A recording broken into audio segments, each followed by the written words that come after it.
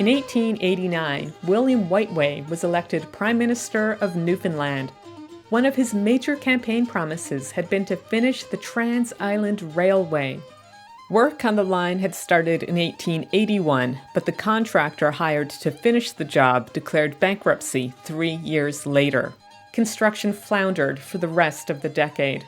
By the time Whiteway assumed office, what was supposed to be a cross-island railroad hadn't even left the Avalon Peninsula. There was a branch line from St. John's to Harbour Grace and another one from Harbour Grace to Placentia. The new government's first order of business was to find a competent contractor. Whiteway wanted someone who was reliable and willing to work at a fixed price. The search led him to Robert Reid, a railroad builder from Scotland who had done extensive work in North America. During his 20-year career, Reid had built bridges over the Rio Grande and Colorado rivers, and he had worked on the most difficult parts of the Canadian Pacific Railway. His work had earned him a personal fortune of $6 million and a reputation for getting even the toughest jobs done on time and within budget. In June of 1890, Reid signed a contract to take over construction of the Newfoundland Railway. He agreed to build a 262-mile line from Harbour Grace Junction to Halls Bay. In return, he would earn $15,600 for every mile of track he laid down. Railway construction began in the fall, and it employed about 1,500 men. They cleared the land with pick and shovel, and they blasted through rocks with explosives. It was dangerous, back-breaking work, and the men did it for just $1 a day. After working for 10 hours, they cooked their meals over an open fire, and they slept in tents that they had built themselves. Despite the difficult nature of the work, it progressed quickly. By the end of 1892, about 140 miles of track had been laid down. The government was pleased, and it asked Reid if he could extend the line to Port aux Basques. He agreed, and a new contract was signed in 1893 to build the remaining 285 miles. Reid also agreed to operate the railroad for 10 years. In return, he would receive 5,000 acres of land for every mile of railway he operated. It came to about 2.5 million acres. The route that the railway would take to Port aux Basques stirred up some debate.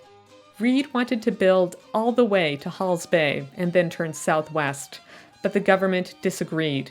It ordered Reid to skip Halls Bay altogether and instead continue across the Gaff Topsail. It was a shorter route that would be cheaper to build, but it turned out to be a terrible mistake.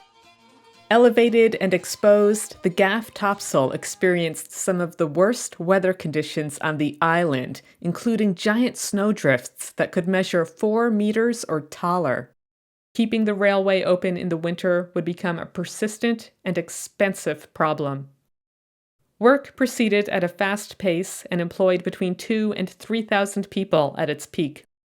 The railway crossed the Gaff Topsail in 1894, reached Corner Brook in 1895, and Codroy Pond in 1896. Finally, the line reached Port aux Basques in 1897. It was 546 miles long, and it had cost the colony about $10.7 million. The first cross-island train entered operation the following year. It departed St. John's on the evening of June 29, 1898, and it arrived at Port aux Basques about 28 hours later. The SS Bruce ferried passengers from Port aux Basques to Nova Scotia. From that day on, 3 cross-island trains departed St. John's every week. Completion of the main line was a welcomed achievement, but it also put about 3,000 men out of work at a time when the cod fishery was struggling and the public debt was growing rapidly. Anxious to create jobs, the government turned to Reid for help. He was now joined by his 2 sons, William and Harry, who had assumed leading roles in the family business. The government asked the Reids to build several branch lines in an effort to create jobs. It also wanted them to develop the vast lands that the family had acquired through the railway contracts. The hope was that the Reids would set up mining and forestry operations that could employ thousands. The Reids were interested, but only if they could get control of the railway. If they found mineral reserves in a distant patch of land or wanted to harvest an inaccessible forest, then they wanted the ability to build a branch line to reach it. So another contract was drawn up and signed in 1898. It gave the Reids extraordinary powers. They were to operate the railway for 50 years and then own it outright. The Reids would also operate the coastal steamer service for 30 years, the telegraph system for 50, and establish a streetcar service in St. John's. This would essentially give the Reids a monopoly of public communications and transportation in Newfoundland. The contract also granted the company 3 million acres of land. In return, Reid was to pay the government $1 million and return half of the lands he had acquired in the 1893 contract. The 1898 contract was the most controversial one that the Reids had signed. One of its greatest opponents was Robert Bond, leader of the Liberal Party. He accused the government of selling out to a foreign businessman and argued that the railway, the telegraph system, and the other assets being handed over to the Reids belonged to the people of Newfoundland. Some local newspapers also opposed the deal, including the Harbour Grace Standard. The measure is far too important to be decided upon by the members of the House, and the electorate should therefore be appealed to, and the entire country should firmly demand that their voice be heard before such a wholesale deal be consummated, and their children's children be made perhaps to feel a galling chain around their neck. The people at once should petition the governor to stay the proceedings of the government, and not permit such a piece of hasty legislation to be rushed through. At all events, the electorate should be consulted, and no member of the House should cast his vote for such an ill-digested piece of legislation.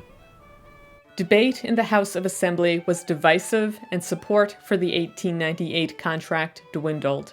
In early 1900, a no-confidence motion toppled the government. Bond won a general election 1 year later, largely on promises to negotiate a new contract with Reid.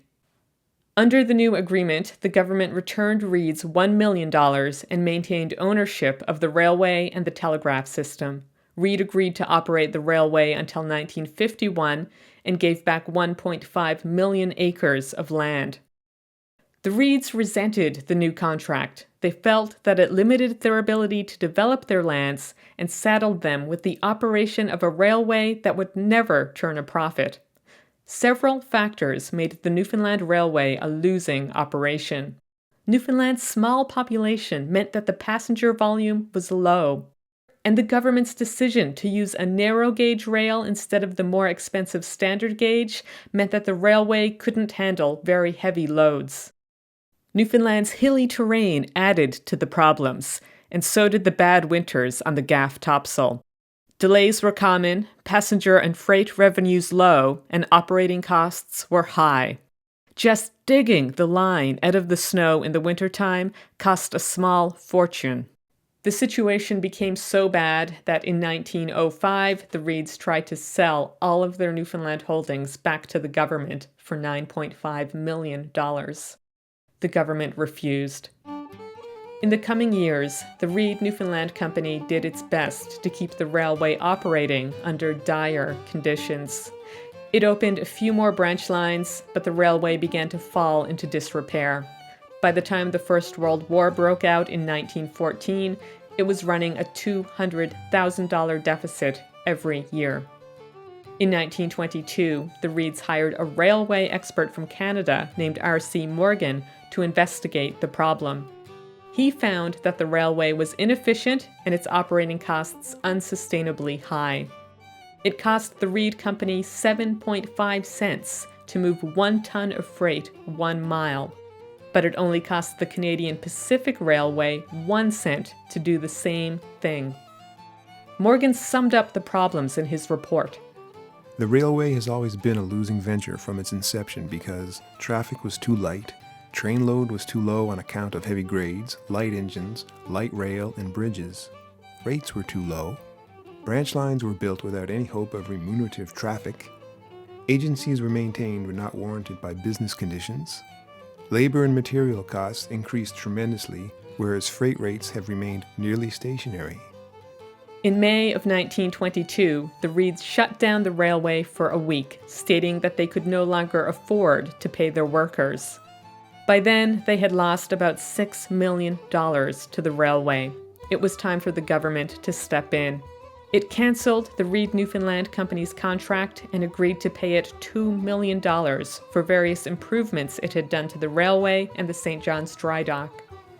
On July 1, 1923, the government assumed control of the Newfoundland Railway and the era of the Reids came to a close.